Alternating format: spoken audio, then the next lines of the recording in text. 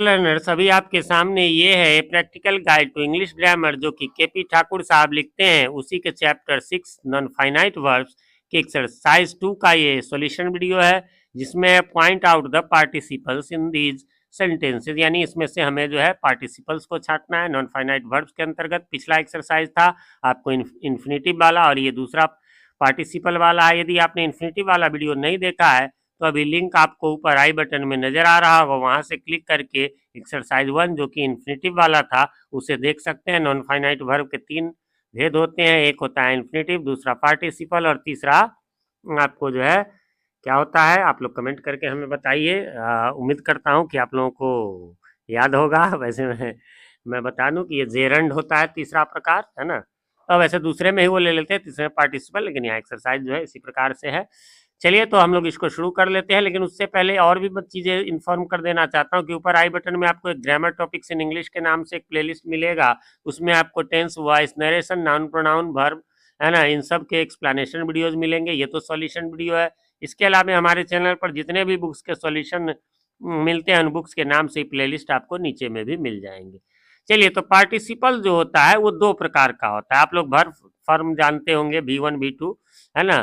तो एक्चुअली वो तो हम सुविधा के लिए कहते हैं, लेकिन जो है वो हमारा, है ना, नाम उसका अलग अलग होता है। V1 को कहते हैं प्रेजेंट टेंस, V2 को कहते हैं पास्ट टेंस और V3 को कहते हैं पास्ट पार्टिसिपल। ये पार्टिसिपल। और V4 जिसमें ING होता है, वो जिसे हम याद नहीं करते V4 V5 को जनरली, ये प्रेजेंट पार्टिसिपल होता है और V5 को सिंपल प्रेजेंट कहते हैं ना। तो हमें यही जो है V4 और V3 को इसमें से छांटना है, एक तरह से कहे तो, जो कि वर्ब का भी काम करे और एडजेक्टिव का भी काम करे। वो पार्टिसिपल है। नाउन का काम करेगा ING, तब फिर वो जेरंड हो जाएगा, जो कि हम लोग अगले एक्सरसाइज में चर्चा करेंगे। चलिए, तो बार्किंग डॉग्स सेल्डम बाइट, यानी जो भौंकते हैं तो वो काटते नहीं, या जो गरजते हैं वो बरसते नहीं। तो इसमें डॉग्स के पहले बार्किंग ये एडजेक्टिव का काम कर रहा है, इसलिए यह पार्टिसिपल है।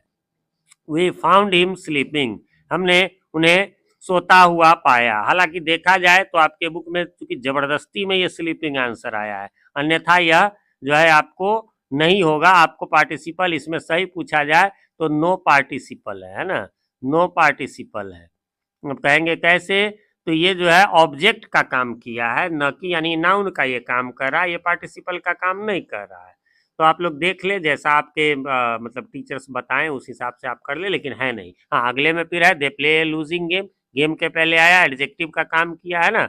वे लोग जो है एक हारने वाली खेल खेले, तो यहाँ लूजिंग जो है वो पार्टिसिपल बेशक होगा। फिर है she had a worried look, है ना, क्या हो जाएगा यहाँ पर वरीड। वरीड में जो है आपको यहाँ पर वरीड तो अपने आप V3 के रूप में है और लुक नाउन के पहले है, तो इसलिए जो है मतलब उसकी चिंता भरी लुक है ना, चेहरा देखने में जो है, तो वरीड पार्टिसिपल है। फिर है ही केप्ट मी वेटिंग, है ना, यहाँ पर क्या हो जाएगा, फिर यहाँ पर जो है वो आपको वेटिंग हो जाएगा, लेकिन वही है कि केप्ट के वो ऑब्जेक्ट के रूप में है, तो इसलिए, अन्यथा जो है अब ये बुक में थोड़ा सा आपके इस बात का कंफ्यूजन है, तो इसके लिए मैं तो कहूंगा कि नहीं है। जैसे वो नहीं था वो भी है ना, ये भी नहीं है। मैं तो इसी प्रकार से कहूंगा सी फाउंड द स्टडी बोरिंग, है ना, उसने पढ़ाई को बोरिंग पाया, ये बोरिंग भी नहीं हो जाएगा। ठीक है, ये भी जो है नो पार्टिसिपल है इसमें। मैं अपने तरफ से आपको बता दे रहा हूँ। It is an interesting story, क्या हो जाएगा, इंटरेस्टिंग इसमें होगा। यह एक रोचक कथा, ये नाउन के पहले आया। This is A rotten mango, है ना, यह सड़ा हुआ आम है। अब यहाँ रोटेन होगा, मैंगो के पहले आया, ये एडजेक्टिव का काम किया, इसलिए रोटेन यहाँ पर पार्टिसिपल है। द मैन वाज प्लीज्ड, है ना, द मैन वाज प्लीज्ड, अब यहाँ पर प्लीज्ड होगा, कहेंगे ये तो अकेले है। हाँ, कोई बात नहीं, ये जो है ये एडजेक्टिव का काम किया, वर्ब 3 के रूप में ये आया, तो फिर निश्चित होगा। वर्ब 4 वाले में चूंकि वो जेरंड हो सकता है, इसलिए वहां पर नहीं होगा, यहाँ प्लीज्ड होगा। और जैसे एडजेक्टिव हम लोग 2 प्रकार से यूज करते हैं, एक तो होता है जो अकेला होता है, जैसे ही इज टॉल, और एक होता है ही इज टॉल मैन, है ना, ही जे this is a red pen, तो उसी प्रकार से ये अकेला भी हो सकता है। अगला है a lost opportunity never return, एक खोया हुआ मौका फिर नहीं आता, है ना, यहाँ पर लॉस्ट होगा, ये भीतरी है, डायरेक्ट है।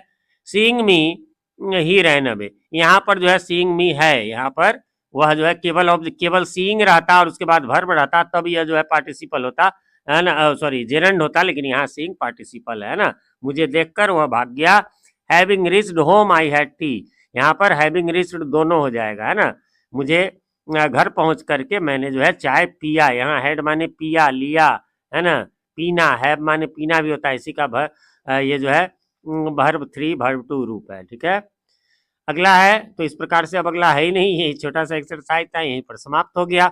उम्मीद करता हूँ आपने मिला लिया होगा, कोई कंफ्यूजन नहीं होगी।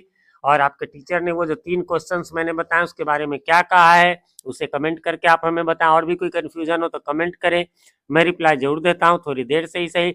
हाँ, जो क्वेश्चन में कंफ्यूजन हो वो क्वेश्चन कमेंट कर देंगे तो मेरे लिए आसान होगा, वरना बुक निकालो, एक्सरसाइज निकालो, क्वेश्चन देखो, थोड़ा टाइम कंज्यूमिंग हो जाता है। बाकी कमेंट करके बताएं हमारे वीडियोज आप सभी को कैसे लगते हैं। एक रिक्वेस्ट है, चैनल पे नए हैं, चैनल को सब्सक्राइब नहीं किया है तो प्लीज़ इसे सब्सक्राइब कर लें और नोटिफिकेशन बेल में ऑल को प्रेस कर दें, जिससे कि हमारे आने वाले वीडियो सबसे पहले आप तक पहुंच सके और पहले के वीडियोज आपको ढूंढने में आसानी हो। साथ ही मैं आप लोगों के लिए इंग्लिश का कंप्लीट सॉल्यूशन लेकर आता हूँ, इसलिए भी सब्सक्राइब कर लें। और मैं प्रभात कुमार सिंह मिलता हूँ आपसे अपने इसी चैनल पीके मंत्रा इंग्लिश क्लासेस के किसी अन्य वीडियो में। और जाते जाते वीडियो को लाइक करना ना भूलें। Thank you, have a nice day.